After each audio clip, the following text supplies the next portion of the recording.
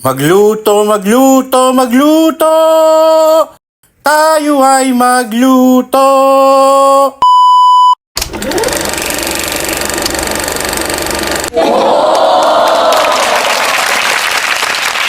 Diyan pala kayo. Good morning, good morning. Ano kaya lulutuin ko bukas? Hindi ko alam eh. Pero may naisip ako, pinaupo ang manok sa asin. Kaya lang, wala akong pera, wala akong pambiling manok.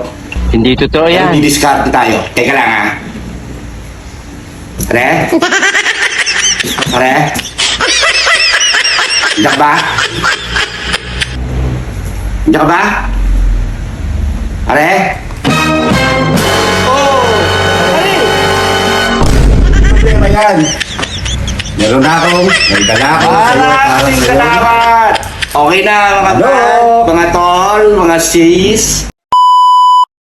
Pinaupo ang manok. Kailangan natin ng manok, buo, bala ka kung native. Meron oyster sauce, asin, tanglad at paminta. Yan lang, simpleng-simple lang. Unang-una, tanggalin niyo yung ugat ng tanlad. Pokpokin nyo para lumabas yung katas at ating ibubuhol. Okay, gayahin nyo lang yan, oh. Simple-simple lang itong lutuin na to, napakadali. Walang kasamang talent, kayang-kayang gawin ito. Pag nabuhol nyo na yung tanlad nyo, isang tabi nyo muna. Tapos yung manok, lagyan nyo ng asin sa loob, no? Para lumasa, lagyan nyo rin ng paminta. Yung iba naglalagay pa ng mga bawang at kung ano-ano dito sa loob. Pero ako, pinili kong tanglad lang. Ayan, tapos ilagay nyo na yung tanglad sa loob ng manok. Okay ba yun? Okay yun. Ay. Pagkatapos yan, timplahan nyo rin ng asin at ng paminta yung labas ng manok. Okay? Yan, para lumasa naman ng konti. Ayan. Tapos masahin nyo lang yan. Napakasarap nito, lutong probinsya. Yung original na luto nito sa palayok.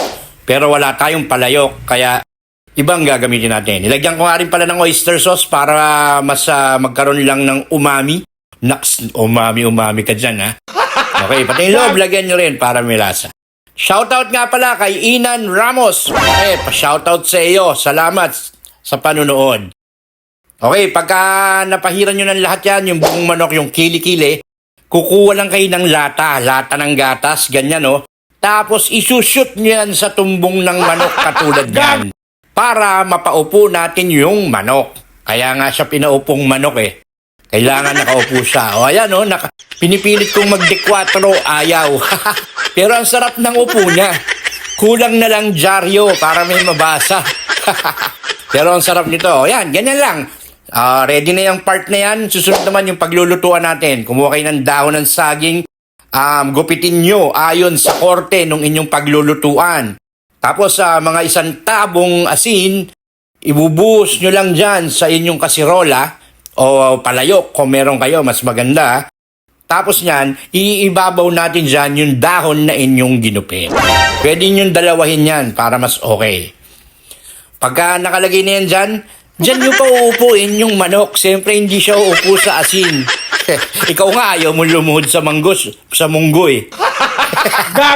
Okay, pag nakaupo na siya dyan, pag ayos na ang kanyang pwesto dyan, tatakban lang natin yan at isasalang sa hapoy. Mga medyo medium heat lang yan, okay? Pagkatapos yan, wala! Ayan na! Hanguin nyo na. Paupuin nyo sa magandang lalagyan. Mag-enjoy na tayo niyan. Kanin na naman ang katapat nito, mga tol. Para siyang litsong manok, pero hindi. Steam siya, di ba? Ang nagpapaluto dyan is steam lang nung asin. Hindi aalat yung manok kahit ganun kadami yung asin yan. Huwag kayong mag-alala. Okay? Alright, tapos may atsara katulad yan. Tara na, let's go. Ano pa hinintay nyo? Kain na! Okay ba yun? Pinautong manok sa asin.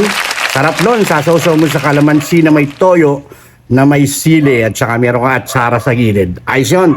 So next video, comment nyo anong gusto nyong lutuin natin, okay? Bye-bye! Thank you!